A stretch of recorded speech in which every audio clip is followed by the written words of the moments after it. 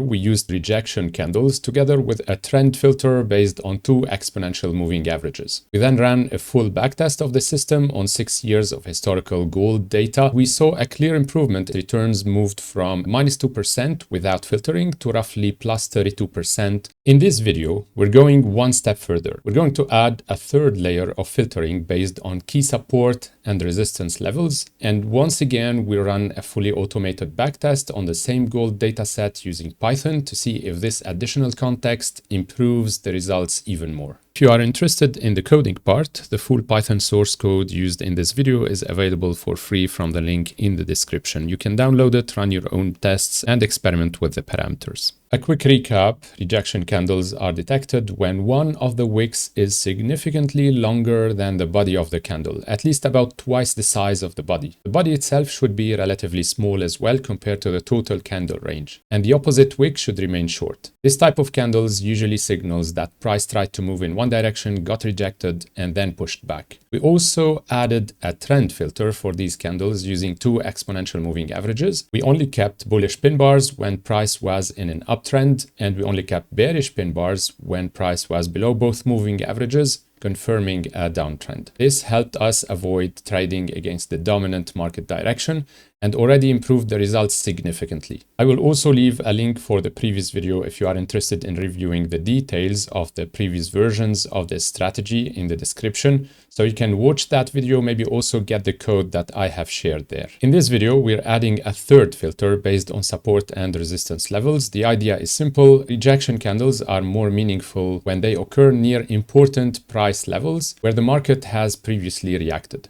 So what we do is automatically detect key levels using swing highs and swing lows. A swing high is a local peak where the high of the candle is higher than the highs of the neighboring candles on the left and on the right.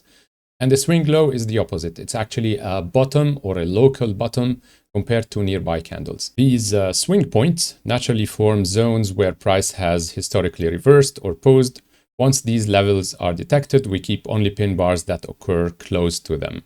In practice, for a bullish setup, we keep rejection candles that appear near a support level where price is likely bouncing upward. For a bearish setup, we keep rejection candles that appear near a resistance level where price is likely being rejected downward. So now the system is doing 3 things at once: detecting rejection candles, confirming the overall trend using exponential moving averages, and making sure the signal happens near a key structural level in the market. Now, what to expect? We expect the total number of trades to decrease because we are adding a third filter, but we also should have a higher win rate if the filter is proper, and probably a lower drawdown as well. So we're also aiming for decreasing the risk. Okay, now let's move on to the Python code, run the backtest, and see how this additional filter impacts the overall performance. So this is the Jupyter notebook file. I'm using a utils Python file where I wrote all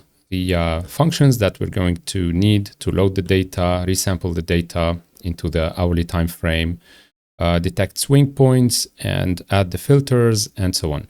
So all of it is in one Python file. This way we can keep the Jupyter notebook very easy to read. So we're importing all of these functions here in this cell. So I'm going to run this one. Then we're going to load the data. So this is the gold US dollar exchange rates, 1 minute time frame between 2020 and 2026. So that's almost 6 years of data, although we're going to resample these into the 1 hour time frame. So we're not really using the 1 minute time frame, it's the 1 hour. And so this is how the data looks like. We have the time as an index, open, high, low, close, and volume. Then we have the first phase, which was included and introduced in the previous video. It's still the same. We have minus 3.3%. I think I've changed some of the parameters here. So the reward risk ratio is 2. The ATR is period is 14. And the ATR multiplier is also 2. This is the multiplying coefficient that we're going to use to set the stop loss, distancing the stop loss from the high or the low of the current candle, depending if we are in a long or short position, by twice the ATR, let's say, or 1.5 the ATR, whatever is the ATR multiplier here. Then the maximum holding bar is still 2 days, 48 hours, or 50 hours. That's if the stop loss is not touched or the take profit is not touched. So we have an open trade maximum for 50 hours. So this was tested using only the wick or the pin bars. Wick ratio 2, body ratio 33%. Nothing else. Then we added the EMA filters here and we improved the results to 32%. By the way, I'm including a small commission just to consider the spread at least and the cost of the trading. We're not taking any leverage, by the way, so there is no margin here. This is just trading with the full amount of $10,000. Then we're going to phase 3, which is the main focus of our video today. So I'm going to add left bars 10, right bars 10. This is to detect the swing high and low. So we're comparing these, each candle actually to 10 bars on the left and 10 bars on the right. And these are the levels that will be considered as support and resistance levels. If it's a swing high or a swing low, we're looking back 100 candles. That's a sliding window. So for each candle, we look back 100 candles. We detect those swing high and lows, which are the support and resistance levels. Then the proximity threshold, meaning a candle is considered close to any of those levels if it occurs within 3% or 0.3% distance, or here I put it to 0.4% distance. So it's like there's a certain zone around the support and resistance levels, where if we have a pin bar candle, a rejection candle, it's considered valid in the direction of the rejection. And this is it basically. So we detect swing points, we identify key levels, we add level proximity, if those levels are close to these candles or not. And then we apply the level filter. We keep some of our candles. So we go from pin bar signal filtered using the EMA to a new column named pin bar signal final. And that's the signal I'm going to use for my backtest. Again, I'm using exactly the same conditions as before for the backtest. So $10,000, no leverage, 0.2% commission, and we're trading on the closing of each candle. If we run this, we get 15% in returns. But wait, so this is less than without the support and resistance levels, which gave us 32%. And the reason is that in this case, we have more trades. The total number of trades is 583. And now adding a third filter decreased our trades to 62 trades only. But the win rate is actually the good metric to look at here. So we have 56% win rate, considering a 2-to-1 reward risk ratio, which is really great. Anything above 34% is considered a winner using such a ratio. When you have 56% using 2-to-1, that's really good. And we can compare this win rate to the previous win rate, which was around 41%. So we have an improvement. And the drawdown now, the maximum drawdown that we got is minus 3.3%, which is fairly safe. We go back to without adding it's around minus 16%. And if I go back to the previous without adding any filter, just using pin bars, the maximum drawdown is minus 47%, which is a huge. So we're decreasing the risk minus 47%, minus 16% here. That's the maximum drawdown. And now the maximum drawdown is minus 3.4%. Let's check quickly the number of signals between the three bars to start this comparison. We have 3,507 signals pin bar, just rejection candles. Then when they are filtered according to the trend, we decrease this number to 1,180.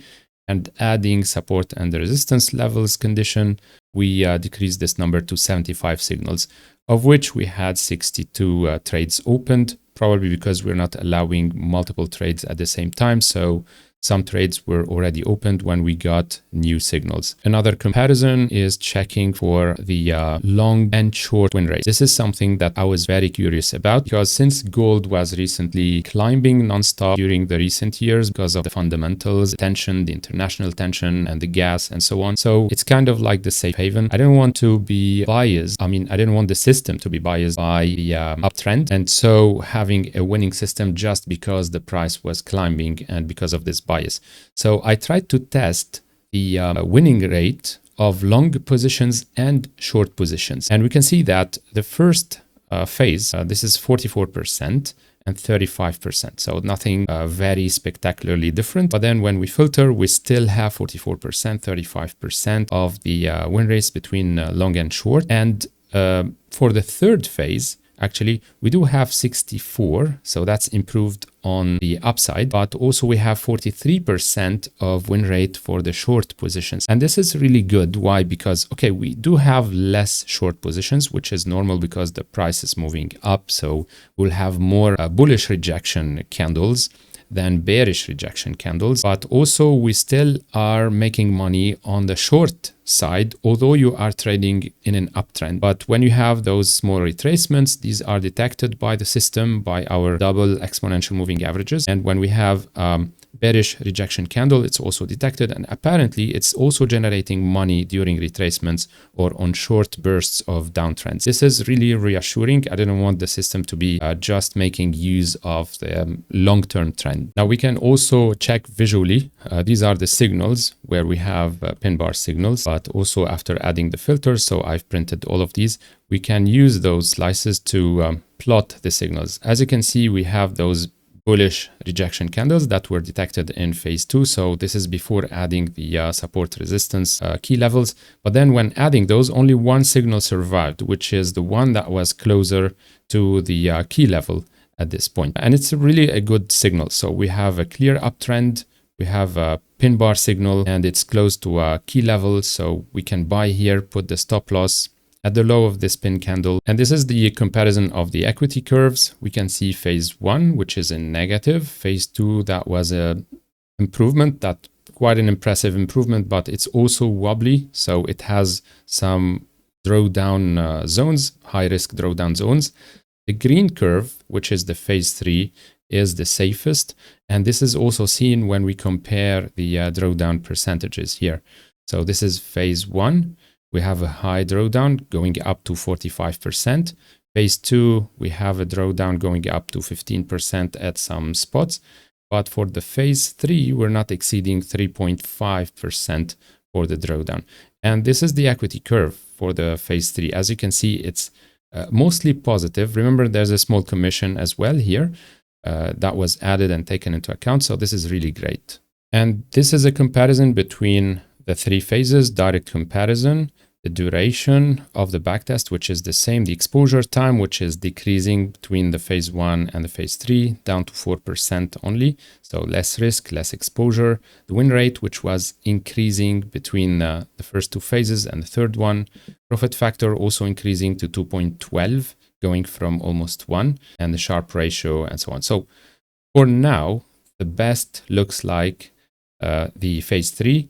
And if we compare also the Sharpe ratio, it's also better for the third phase, the Sortino as well, and the Kalmar ratio as well.